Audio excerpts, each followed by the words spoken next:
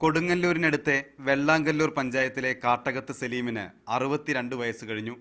കുടുംബത്തിന്റെ കാർഷിക പാരമ്പര്യം കൈവിടുവാൻ സലീം തയ്യാറല്ല. രാസവളവും കീടനാശിനികളും കൂടുതൽ വിളവും ലാഭവും നൽകുമെന്ന് പലരും ഉപദേശിച്ചെങ്കിലും മണ്ണിനെ മലിനമാക്കുവാൻ കർഷക മനസ്സ് തയ്യാറായില്ല. കാർഷിക വിദഗ്ധരുടെ പിന്തുണയോടെ സ്വന്തമായി ജൈവവളം നിർമ്മിച്ചു. ചെയ്യുന്നതെല്ലാം മറ്റുള്ളവയ്ക്ക് വളമാണെന്ന പാഠം പ്രായോഗികമാക്കി.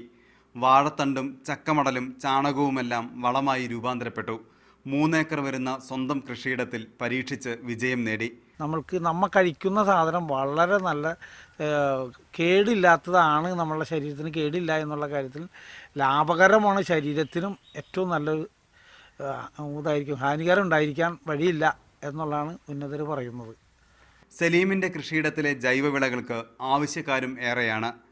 ജൈവ കൃഷിരീതി പിന്തുടരുവാൻ താൽപ്പര്യമുള്ളവർക്ക് എന്ത് സഹായവും നൽകുവാൻ സദാ സന്നദ്ധനാണ് ഈ കർഷകൻ. മീഡിയ 1 തൃശ്ശൂർ.